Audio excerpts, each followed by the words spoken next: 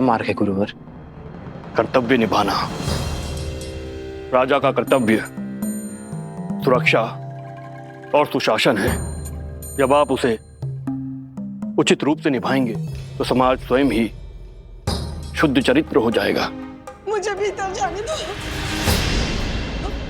मुझे भीतर जाने दो। मुझे राजा राम जी से मिलना है, न्याय का गुहार लगाना है। मुझे अंदर जाने दो, मुझे अंदर जाने दो। राजा राम, ओ मेरे राजा राम, मेरा न्याय करिए। आपके दरबार में आई हूँ, मेरा न्याय करिए। सुनो, उस स्त्री को पूरे आदर के साथ राजसभा में लाया जाए।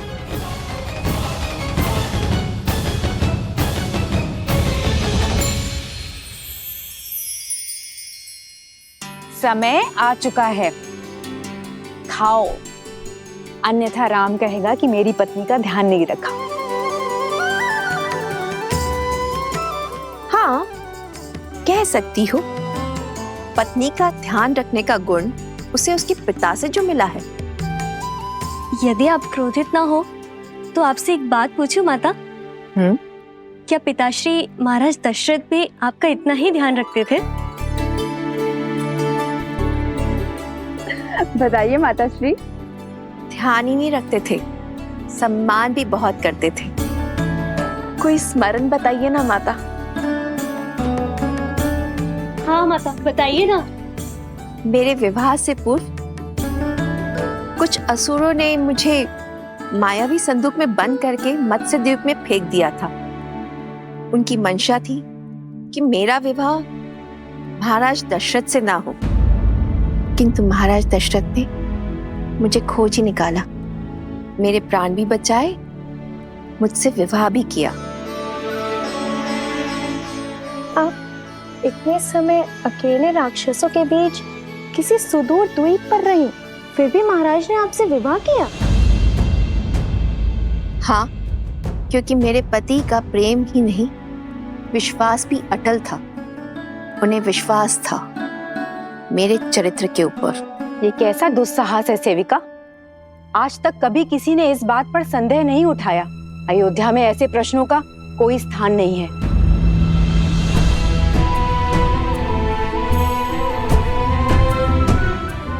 और एक बात, एक पत्नी के चरित्र का प्रमाण उसकी प्रतापी संतान होती है। और एक चेतावनी कान खोलकर सुन लो, फिर कभी ऐसे फूहड़ प्रश्न नहीं उठने चाहिए। जो प्रश्न मन को दूषित करे, उनका भविष्य को दूषित करना निश्चित है। सतीत्व की दुहाई देने वाली आज मुंह छिपाकर क्यों जा रही है? दशानन जैसा बलि जिसे पाना चाहे उसे छोड़ कैसे सकता है? पर इतने समय रावण के पास रहने के बाद अब मुख छुपा रही है।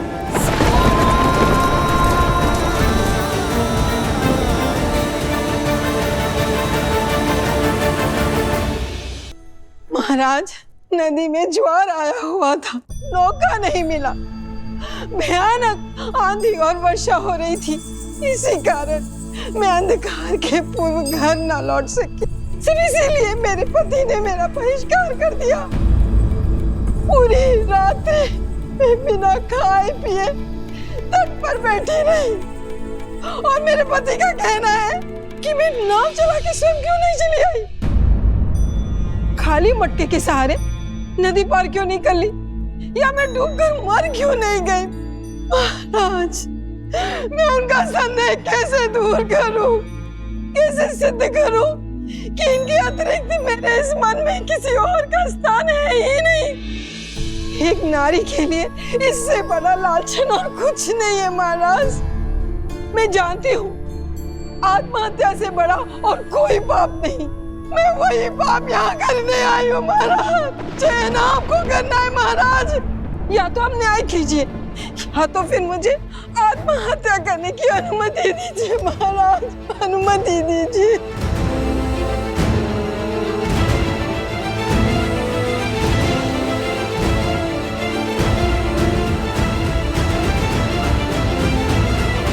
भैया, हमें इसी क्षण जाकर उस वस्त्रक को दंड देना चाहिए और यदि आवश्यकता पड़ी तो पूरे समाज को दंडित करना चाहिए। भरत,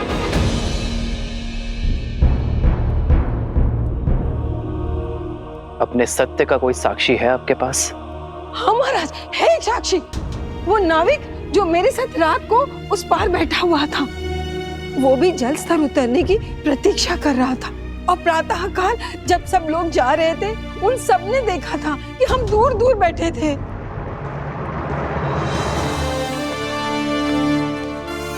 उस नाविक को दरबार में प्रस्तुत किया जाए। कौवे के घोंसले में अंडे किसके हैं?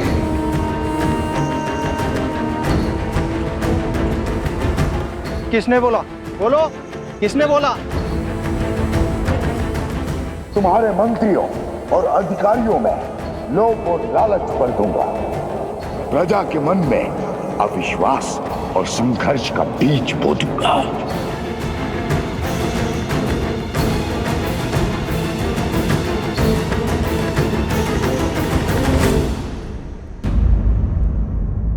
स्त्री को सम्मान सहित राज्य के आश्रय में रखा जाए। शीघ्र ही सभी पक्षों को सुनकर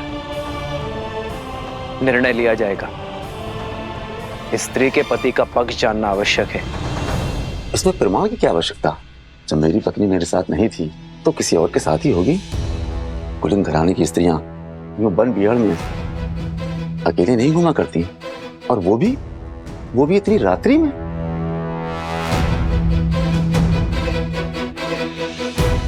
राजकुमार, राजमहल में घटनाएं छुपाना सरल है, क्योंकि भय के मारे वहां कोई कुछ नहीं बोल सकता। परंतु हम सब साधारण लोग हैं, हमारे जीवन की घटनाएं नहीं छिपती।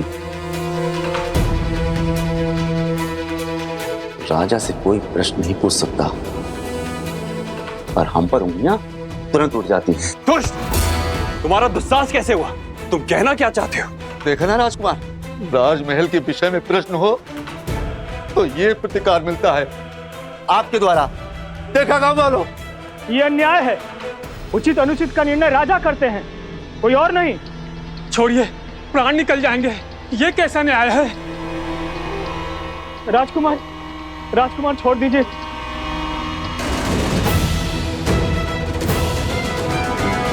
मैं आप सबसे क्षमा मांगता हूं, मैं आवेश में आ गया था, पर आपका पक्ष राजा राम ही देखेंगे। आपका पक्ष सुनकर ही निर्णय किया जाएगा।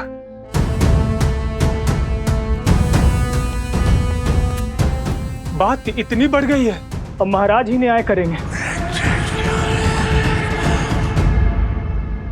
सारी अयोध्या की मति कैसे भ्रष्ट हो सकती है? माना कि वस्त्रक के मन में सहस्त्रमुख रावण ने विष खोल दिया, किंतु सारी प्रजा अपने सोचने समझने की क्षमता को भूलकर अनुचित का अनुसरण कैसे कर सकती है? किसी ने कुछ कह दिया, बस उसी सोच को थामे हुए हैं। अनियंत्रित मन और मस्तिष्क दोनों ही विनाश की ओर लेकर जाते हैं, और मनुष्यों की यही दुर्बलता सहस्त्रमुख रावण का बल है। किसी भी मत या विचार को सत्य मानने से पूर्व अपने बड़ों या गुरुजनों से उसके औचित्य का प्रमाण अवश्य लेना चाहिए। परंतु लोग अपने भीतर विद्यमान अहंकार की बेड़ियों के रहते ऐसा नहीं कर पाते, और अपने अपने तथ्यों को सत्य मान अपने अपने निष्कर्ष निकाल बैठते। कुछ ऐसा ही हो रहा है अयोध्या की प्रजा के साथ। अब सिया राम का अगला युद्ध इसी सोच के विरुद्ध होगा। ये द्वंद्व ही है उनके जीवन का अगला पड़ाव।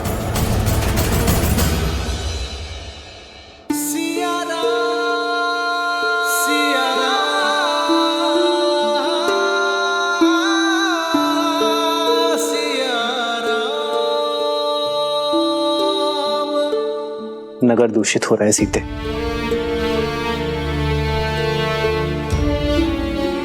आज एक स्त्री को उसके पति ने केवल इसलिए घर से निकाल दिया क्योंकि उसे उसके चरित्र पर संदेह था, क्योंकि किसी संकट के कारण उसे एक रात्रि घर से बाहर रहना पड़ा।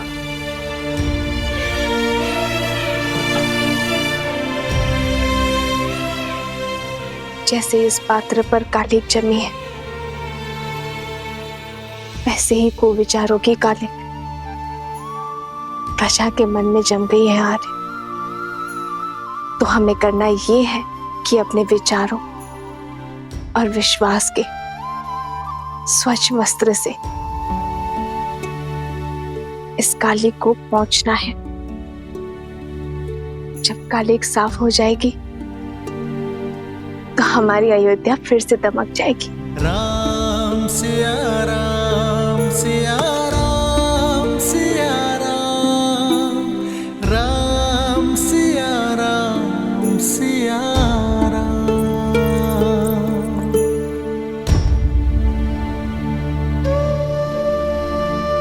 अयोध्या हमारी है आर्य, ये नगर हमारा है आर्य। यदि यहाँ कोई समस्या है तो ये हमारा कर्तव्य है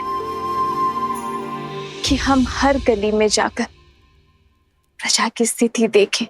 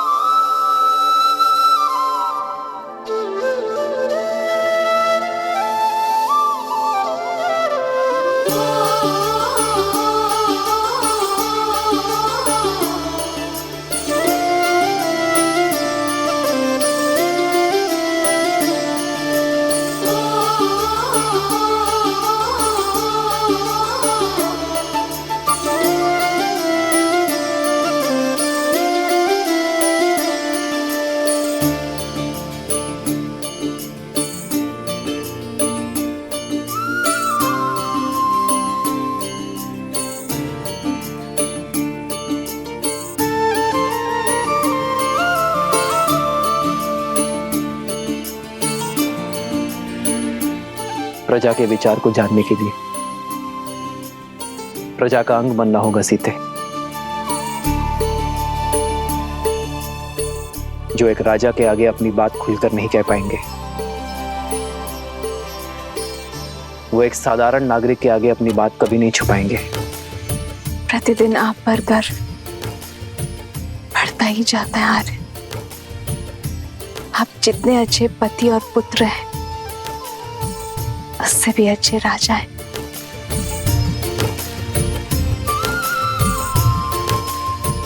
सर, तुम मुझे अपनी पत्नी पर है सीते, जो हर विपरीत परिस्थिति में भी एक ढाल बनकर मेरे साथ खड़ी रहती है। जन्म जन्म का है ये संगम, राम रतन सीता वैभव धन। एक है पौरुष एक समर्पण, एक है रूप तो दूजा दर्पण। राम है लोचन सीता दृष्टि, राम है बादल सीता वृष्टि।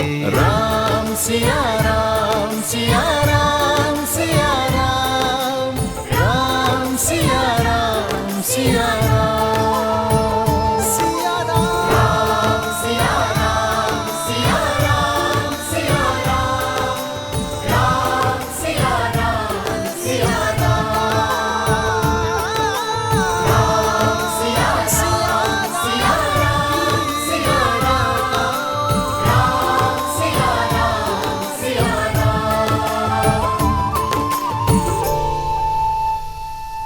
हे महादेव, श्री राम को इस युद्ध में विजय देना, अयोध्या को हर संकट से बचा।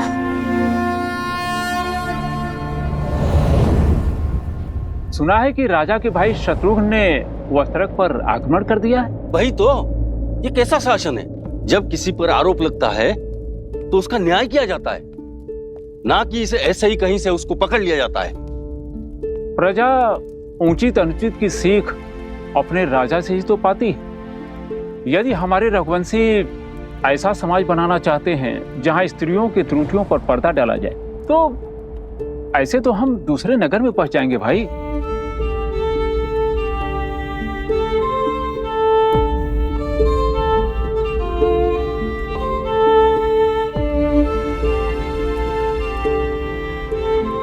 भैया ये लौकी और कुछ शाक दे देना।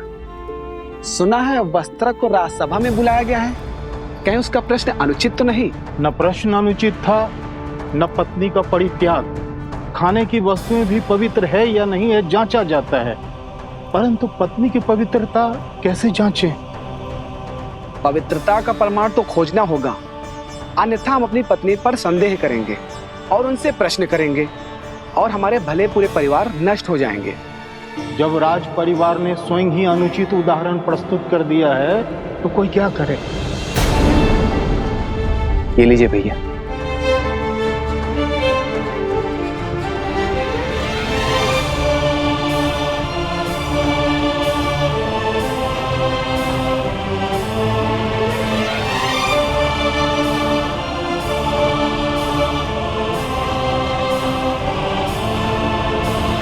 संस्कार से ही इसे पराजित किया जा सकता है। ऐसे संस्कार जो व्यक्ति की चेतना को पवित्र करे और समस्त संसार में संस्कारों को स्थापित करती है, स्त्री शक्ति अर्थात इस भयंकर असुर को केवल एक स्त्री शक्ति ही पराजित कर सकती है।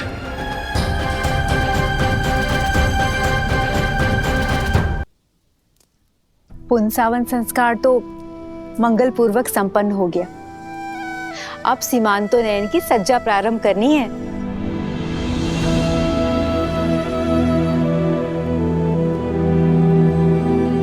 सीता,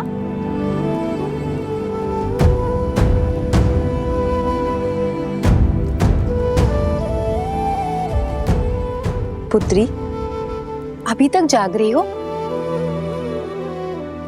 स्वास्थ्य तो ठीक है ना?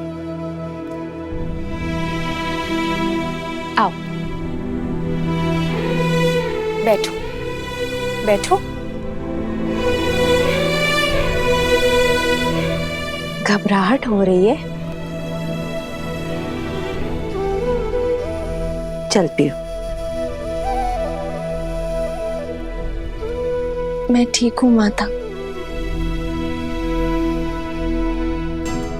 बस श्री राम की प्रतीक्षा कर रही थी। आपके कक्ष में प्रकाश देखा तो यहाँ आ गई। आप अभी तक सोए नहीं? तुम्हारी नींद पति ने उड़ाई है और हमारे पुत्र ने। नींद ही क्या, दादी बनने के आनंद ने भूख और प्यास सब ले लिया है। पुत्री, इस अवस्था में कभी कुछ खाने का मन करता है या मन में कोई इच्छा भी जागृत होती है? तुम कहो तो कुछ बनवा दूं? भोजन नहीं, मैंने श्री राम से अपनी मन की इच्छा प्रकट की है। मैं कुछ समय के लिए वन में रहना चाहती हूँ, किसी महान ऋषि के सानिध्य में ज्ञान प्राप्त करना चाहती हूँ और श्री राम ने वचन दिया है कि वो मेरी इच्छा अवश्य पूरी करेंगे। उत्तम विचार है पुत्री। गर्भ अवस्था में गर्भ में जो संस्कार देते हैं उसी से उसका चरित्र और भविष्य निश्चित होता है। माता की दशा ही संतान में संस्कार देती है। पर दीदी, आश्रम का जीवन कष्टदायी होता है और इस अवस्था में विश्राम करना महत्वपूर्ण है। जीवन भर महलों के सुखों ने मुझे वो नहीं सिखाया जो 14 वर्षों के वनवास ने मुझे सिखा दी। आपकी सीता हर स्थिति में, हर परिस्थिति के अनुरूप ढलने में सक्षम है।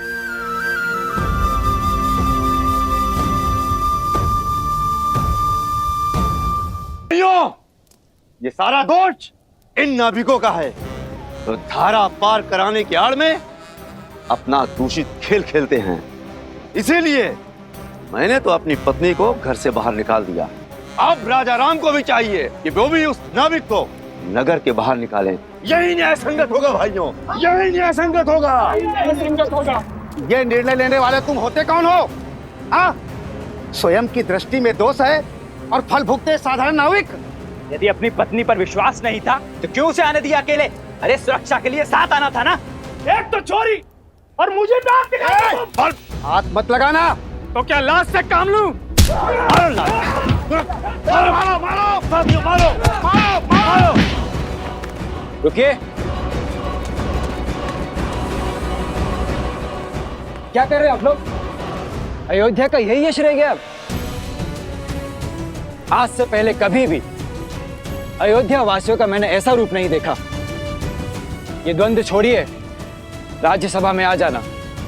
न्याय का निर्णय अब वहीं होगा और अब किसी ने झगड़ा किया तो कारागृह में डाल दूंगा उसे, समझे?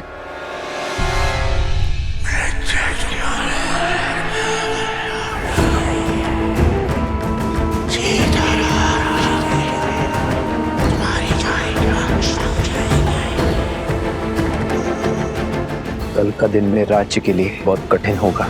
मुझे एक कठिन और कटु निर्णय लेना होगा। जब राज परिवार ने स्वयं ही अनुचित उदाहरण प्रस्तुत कर दिया है तो कोई क्या करे?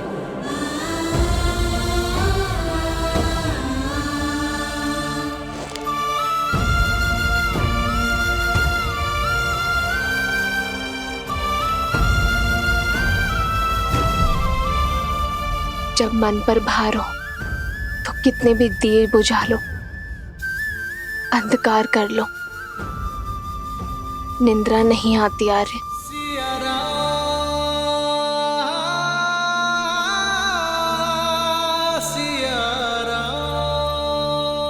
मैं आपकी चिंताएं समझ सकती हूँ आर्य। आपकी प्रजा, आपके राज्य और सीता की चिंतन आपको विश्राम नहीं दे रहे।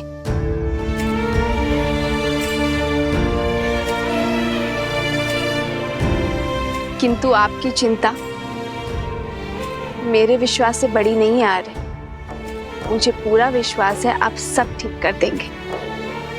इस राज्य को सुख, शांति, धर्म का स्थान, राम राज्य देंगे।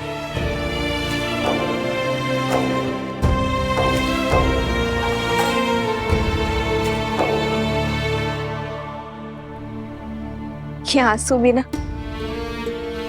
कभी भी झलक जाते हैं।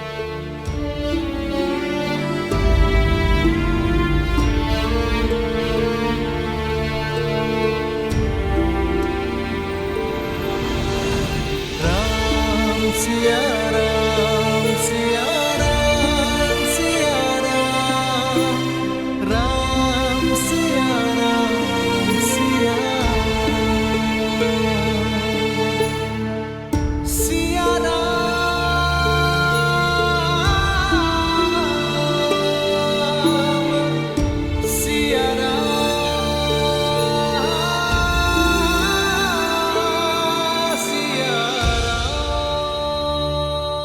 ये प्रेम और आशा का दीप है जो ना कभी बुझेगा और ना आप इसे कभी बुझाएंगे।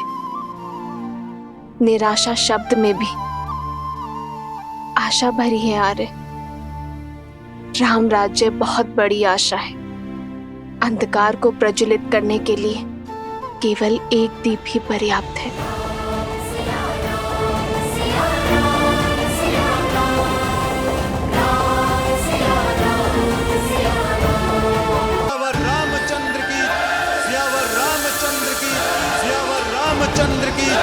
सियावर रामचंद्र की, सियावर रामचंद्र की, सियावर रामचंद्र की। जानते हो यहाँ क्यों उपस्थित हो? क्षमा प्रभु, परंतु मैं भी यही समझने का प्रयास कर रहा हूँ कि मुझे यहाँ क्यों बुलाया गया है। न्याय के लिए। दरबार में याचक और जाचक दोनों को न्याय के लिए बुलाया जाता है। ना ही मैंने कोई याचना की है और ना ही मैं कुछ जाचक हूं। फिर भी यह समझने का प्रयत्न कर रहा हूं मैंने ऐसा कौन सा अन्याय या अपराध किया है जिसके लिए मुझे यहां बुलाया गया है। अपनी पत्नी का त्याग करना क्या अपराध नहीं है? क्षमा राजा राम, पर यह मेरा व्यक्तिगत निर्णय है और मेरे इस व्यक्तिगत निर्णय में न कोई अपराध है और न ही कोई राज्य का नुकसान। मेरे इस व्यक्तिगत मामले को दरबार में क्यों संबोधा जा रहा है? क्या आपके राज्य में स्वतंत्रता नहीं है व्यक्ति को अपने अपने निर्णय लेने के लिए? उद्दंडी वस्त्रक! लक्ष्मण,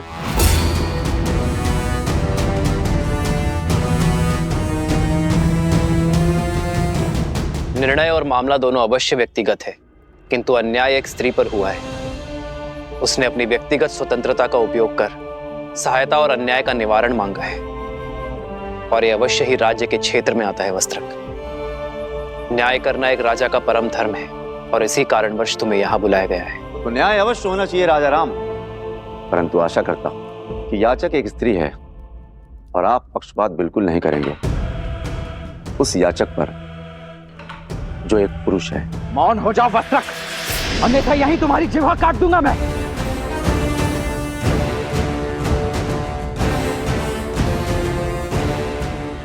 राजकुमार, आपके पास सत्ता है, शक्ति है और मेरे बचाव के लिए मेरे पास शब्द ही हैं। यदि आप मेरी जीवा काट देंगे तो मेरे ऊपर हो रहे अन्याय का मैं निवारण कैसे कर पाऊंगा? ना ही इनकी जीभा काटी जाएगी और ना ही तुम्हें रोका जाएगा। तुम्हें अपना पक्ष रखने की पूरी संधि मिलेगी। बताओ, अपनी पत्नी का त्याग क्यों किया तुमने वस्त्रक? ये रात भर घर पर नहीं आई और इसका यह कहना है कि इस नाभिक के साथ तट पर रात भर थी। इसलिए महाराज, मुझे इसकी पवित्रता पर संदेह है। संदेह संपूर्ण परिवार, मित्र और राज्य सबके लिए घातक होता है। यदि संदेह को प्रमाण का जोड़ ना मिले तो वो मात्र आरोप होते हैं वस्त्रक। महाराज, आरोप ही सही, तो मेरे इन आरोपों का इन दोनों के पास कोई प्रमाण है? विश्वास। अपनी पत्नी के साथ तुम कई वर्षों से रह रहे हो, इस नाविक को भी कई वर्षों से जानते हो। क्या इस नाविक ने कभी भी संदेह करने का अवसर दिया? क्या तुमने इस नाविक को किसी और स्त्री के साथ अभद्रता करते हुए देखा?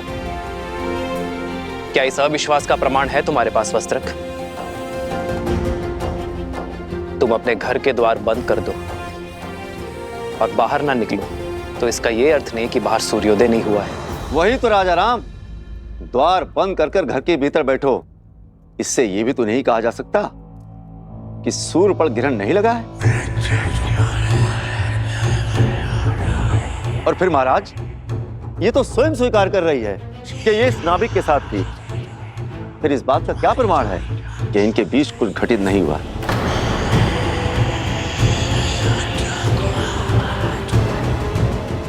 और महाराज, सिर्फ बात मेरी नहीं है, मैं अपनी पत्नी पर विश्वास कर भी लूं, मित्र पर भी विश्वास कर लूं। यदि तुम अपनी पत्नी पर विश्वास करते हो तो समस्या क्या है वस्त्रक? समाज। समाज का क्या?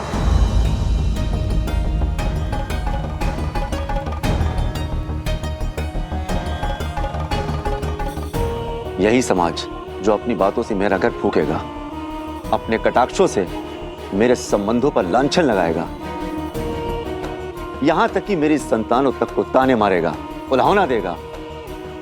जहां कहीं से भी निकलेंगे फुसफुसाहट करेगा। महाराज, मनुष्य विवाह करता है सुखी रहने के लिए। जब सुखी नहीं रह जाएगा तो उस संबंधों का रखना क्यों? मैं एक वस्त्रक हूं, वस्त्रों पर लगे लांछनों को धोता अपने ही मस्तक पर कलंक सजाकर कैसे जी सकता?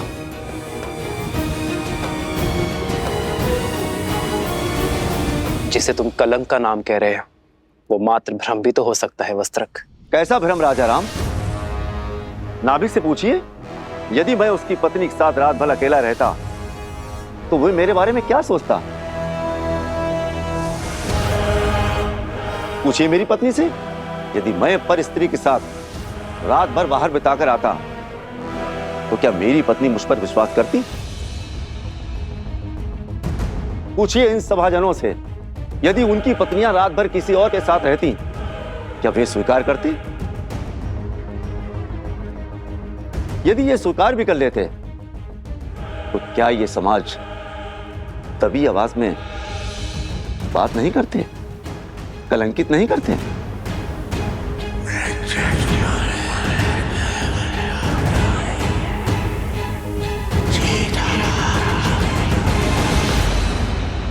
विश्वास का केवल एक ही आधार है, प्रेम। यदि प्रेम सत्य है तो अविश्वास कैसा? यदि प्रेम है तो विश्वास क्यों नहीं? क्षमा करना महाराज, समाज के शब्द रूपी बाण सबसे पहले सुख पर वार करते हैं और फिर प्रेम पर प्रहार करते हैं। मैं किसी उच्च पद पर विराजमान नहीं हूं और ना ही कोई बड़ा सेठ हूं जिससे लोग भय से या सम्मान से चुप रहेंगे। मैं तो एक मामूली वस्त्रक हूं। वस्त्र धुलने में कोई कमी रह जाती है तो कोई कुछ भी सुनाकर चला जाता है। हो सकता है मेरी सोच अनुचित हो और यह भी हो सकता है कि मेरी पत्नी पवित्र हो, पर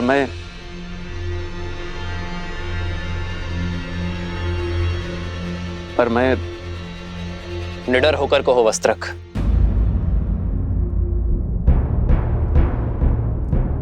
मैं मर्यादा पुरुषोत्तम राम नहीं हूं।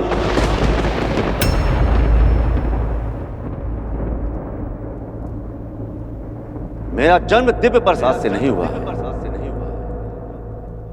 मैं ऐसी स्त्री को नहीं अपनाऊंगा जो किसी अन्य पुरुष के साथ रहकर आई हो।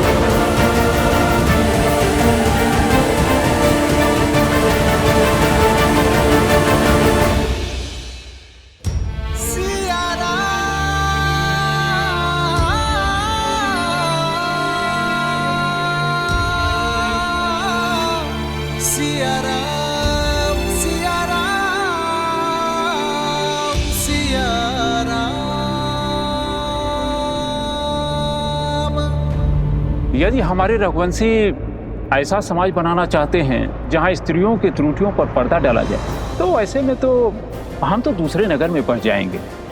जब राज परिवार ने स्वयं ही अनुचित उदाहरण प्रस्तुत कर दिया है तो कोई क्या करे? मैं एक वस्त्रक हूं, वस्त्रों पर लगे लांछनों को धोता अपने ही मस्तक पर कलंक सजाकर कैसे जी सकता हूं? पूछिए इन सभाजनों से, यदि उनकी पत्नियां रात भर किसी और के साथ रहती क्या वे स्वीकार करती?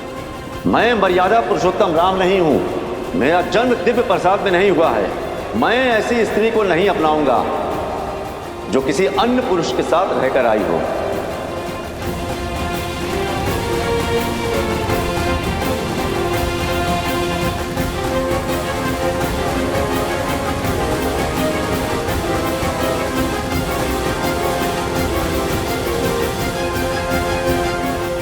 एकांत।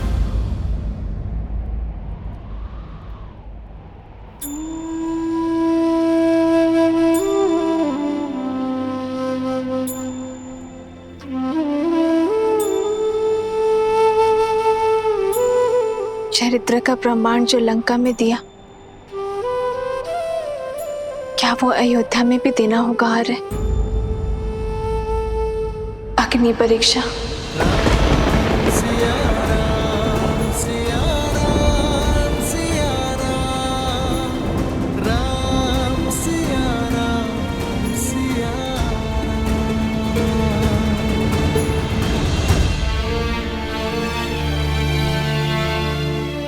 तुम अयोध्या की महारानी हो सीते और मैं महाराजा। प्रजा राजा के पद चिन्हों पर चलती है। यदि तुम बार बार अपने चरित्र का प्रमाण दोगे तो इस संसार में हर पति अपनी पत्नी से बार बार अग्नि परीक्षा की अपेक्षा करेगा। पर स्वर्ण को तो हर बार कसौटी पर परखा जाता है ना आर्य। पर हर धातु स्वर्ण नहीं होती सीते। हर कोई मेरी सीता की भांति पूर्णतः पवित्र और दोष रहित नहीं होते। कौन किस अपराध के लिए दंडीकृत होगा ये केवल अग्निदेव जानते हैं सीते, साधारण मानव नहीं। हम ऐसा कोई निर्णय नहीं लेंगे जो समाज के सामने अनुचित उदाहरण प्रस्तुत करे। यदि परीक्षा इस समस्या का हल नहीं है तो इसका हल क्या है यार? शिक्षा, शिक्षा आचरण। शुद्ध आचरण ही विचार शुद्ध कर सकते हैं सीते।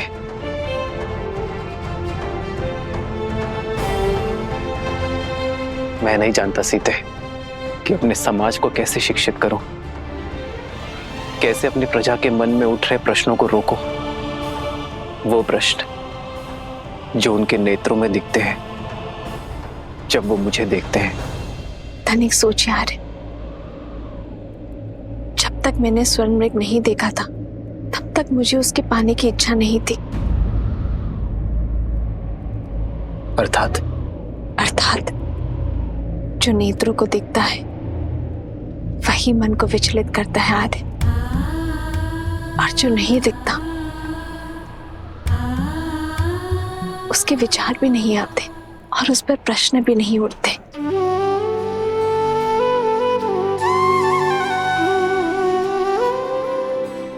उचित कहा तुमने सीते। कुविचारों से बचने का एक ही मार्ग है, त्याग।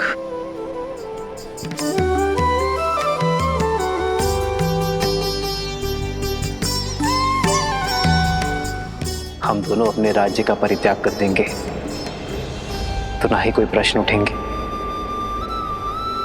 और ना ही कोई उत्तर की अपेक्षा करेंगे।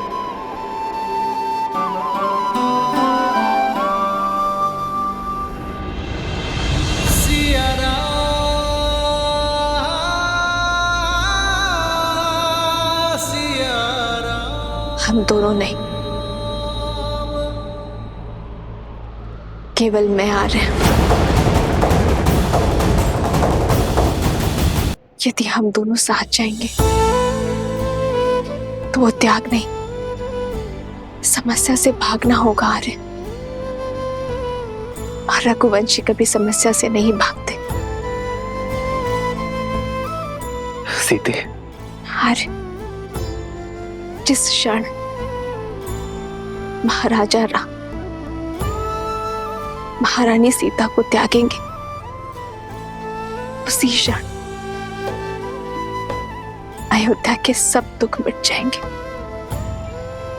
आपकी हर समस्या टल जाएगी आर्य। नहीं, कदापि नहीं सीते, कदापि नहीं। राम सीता का त्याग नहीं कर सकता। किंतु राम सीता का त्याग नहीं कर रहा है। महाराजा राम को महारानी का त्याग करना होगा।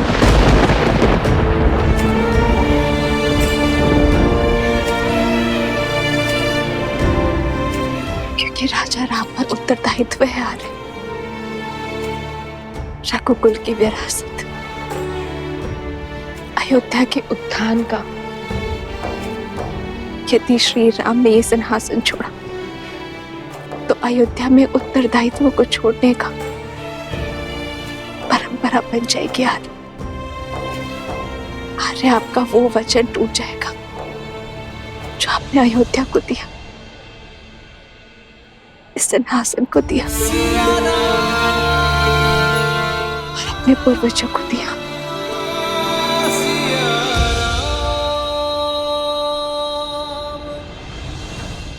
और उस वचन का क्या जो हमने एक दूसरे को दिए कि हर सुख में हर पीड़ा में एक दूसरे का साथ देंगे, साथ में हर समस्या का समाधान भी निकालेंगे। अब आप केवल राजा ही नहीं, होने वाले पिता भी हैं आर्य। आप प्रजा रूपी संतान को शिक्षा देने का भार उठाई और मैं हमारी संतान को संस्कार सिखाऊंगी आर्य।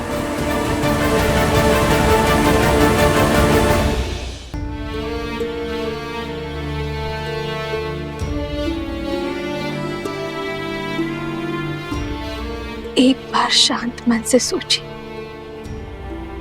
जो समाज, जो प्रजा मुझ पर, इस पर इतने लांछन लगाने को तत्पर है, उस समाज के बीच हम उसे संस्कार कैसे दे पाएंगे आर्य? यही पिता धर्म की पुकार भी है, यही राजा कर्म की ललकार भी है। हमें ये त्याग करना होगा। कैसे करे भवपार ये राम, राम सिया राम सिया राम।